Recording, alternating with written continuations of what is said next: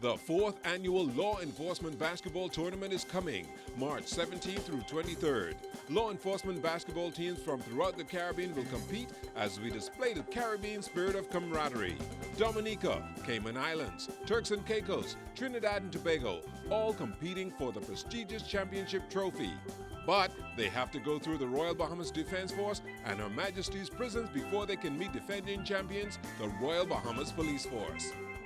There will also be a clash of the East versus West Senior Boys High School Championship, along with the annual slam dunk and three-point competition. The winner will receive a scholarship prize. That's right, the 4th annual Law Enforcement Basketball Tournament, March 17th through 23rd. You don't want to miss this one. Good evening, Bahamas. You're tuned into NB12, broadcasting from Cable 12 Studios on Robinson Road. Coming up tonight in news, statistics show that overall violent crime is down compared to last year this time. But police were still kept busy with an inner-city shooting this morning. More homes using outside toilets, plus HBO and Cable Bahamas team up for a Game of Thrones special. We've got those stories and so much more coming up. I'm Paige McCartney, and NB12 starts right now.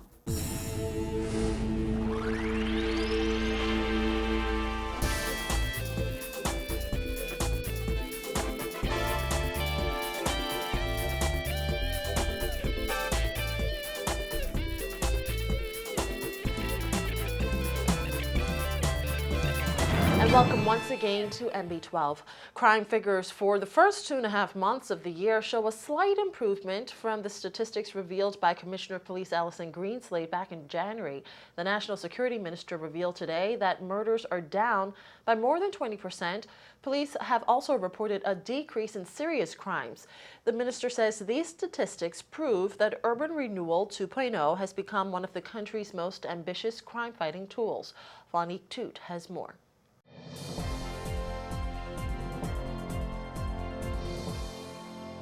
Days after 2 men were murdered in separate incidents, the National Security Minister has revealed that murders are actually down by 24% when compared to the same period last year. During his contribution to the budget debate, Dr. Bernard Nottage also noted that serious crimes are down by 14%. 19 people have been murdered in the Bahamas so far this year. By March 18, 2012, police had reported 25 murders. The latest figures show a slight improvement. At the end of 2012, Police Commissioner Alison Greenslade said overall crime was down by 5% and murders were down by 13%. For the period, Mr. Speaker, from the 1st of January to the 26th of February, serious crimes in the Bahamas have been down 14%. That is this year. Crimes against property are down by 5%, Mr. Speaker. Property crimes are down by 16%. As a result of decreases in all categories of major offenses against property.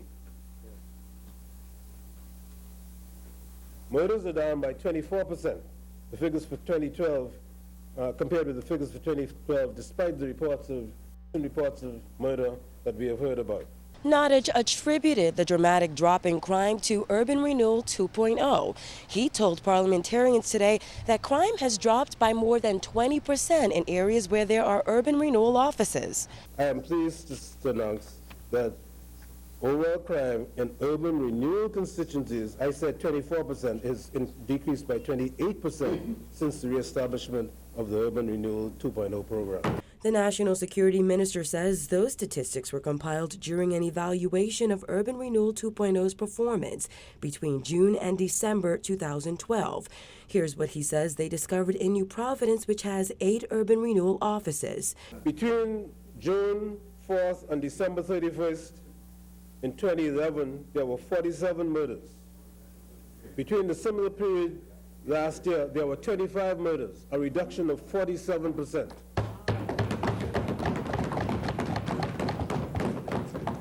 With rape, 33 in 2011, 29 in 2012, a reduction of 12%. Attempted rape, a reduction of 44%.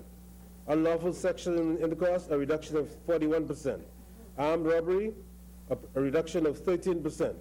Robbery, a reduction of 37%. Despite harsh criticism from the opposition, Nottage says urban renewal is arguably one of the most ambitious crime-fighting tools in recent times. Since its reestablishment, he says officials have also removed more than 500 derelict vehicles, cleared down over 200 overgrown properties, and demolished 100 abandoned structures identified through police intelligence as crime havens. He says government is also working to reduce the high level of crime through saturation patrols, the installation of closed-circuit television, and electronic monitoring of criminals. Reporting for NB12, I am Monique Toot. Meantime, traffic along East Street was brought to a standstill for more than an hour this morning after a gunman opened fire on two men driving through intersecting Taylor Street. The result of a two-car collision that sent 3 people to hospital, including the driver, who was shot several times. Our Jasmine Bonamy was on the scene moments after the accident. She filed this report. Witnesses in the area say a lone gunman was lying in wait as 2 men in the Honda Civic were driving up Taylor Street. The shooting occurred just 4 blocks away from a police walkabout in the Kwaku Street area. Director of Urban Renewal Superintendent Stephen Dean was on that walkabout when reports surfaced of a shooting just after 10 a.m. Dean says 2 young men were traveling east on Taylor Street when a gunman opened fire, hitting the driver before running away on foot. Gold Honda Civic vehicle was traveling through here with 2 male occupants inside when they were fired upon by a lone gunman.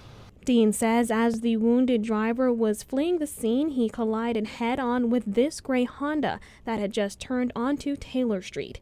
Both cars received extensive front-end damage.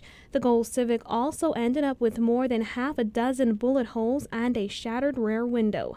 Inside, the Civic blood stained both the driver's and passenger's seats. As police processed the scene, a large crowd of residents gathered, looking on in shock. Superintendent Dean says the daytime shooting in such a highly populated area is cause for serious concern. The fact that it happened, it is a major concern because in these areas we have all type of persons here. We have senior citizens who are home in the daytime. We have young people are home here in the daytime, and that could have been anyone's life could have been lost this morning in this. It's just an open field. So it really is major concern, and I'm going to tell you this is nothing that the police is resting on. That's why we are out in full force into these communities, because we know the potential of crime and the impact crime could have on these communities. While details surrounding the crime were sketchy, police believe someone in the area at the time of the shooting saw something, especially given the time it happened. Dean is asking anyone with information to contact police. Anyone who might be in canvassing the area, who might have been in the area, as little as the information seems to be, we want you to be able to tell us that what you have seen, because this gunman appeared to be invisible in the area. We know residents in the area. We can assure you that whatever information will be kept in the strictest confidence.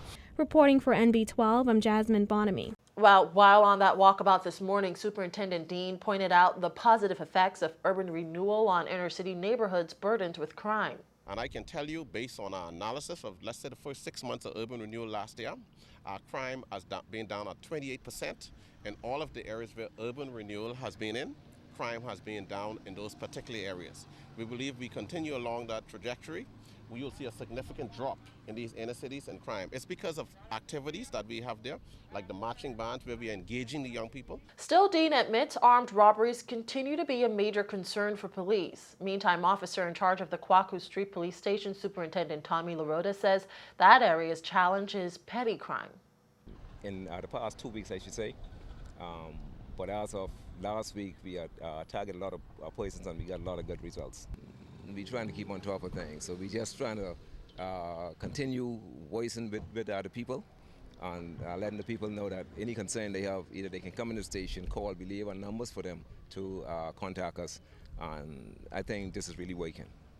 Well, the first round of testimony in the Prince Hepburn murder trial got underway in the Supreme Court today. Superintendent Theophilus Cunningham took the stand and said Hepburn, a building contractor accused of the murder of his girlfriend, Nellie Mae Brown Cox, said he told police he had to kill her because she was unfaithful.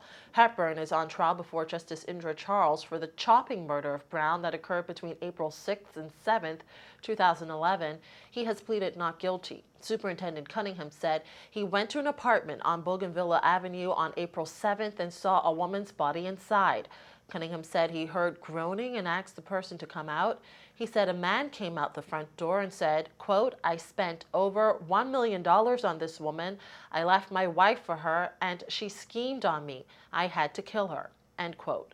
Cunningham said he cautioned the man against making any further incriminating statements and arrested him for murder. Cunningham said the man was taken to hospital for treatment because he had cuts on his wrists and neck and was foaming from the mouth. The trial continues tomorrow. Stick with us. Coming up after the break, we take a look at homes on New Providence that still have outside toilets. Plus, later, if you're not already, how you can catch up on Game of Thrones action before the new season starts. We'll tell you more about those and other stories when we come right back.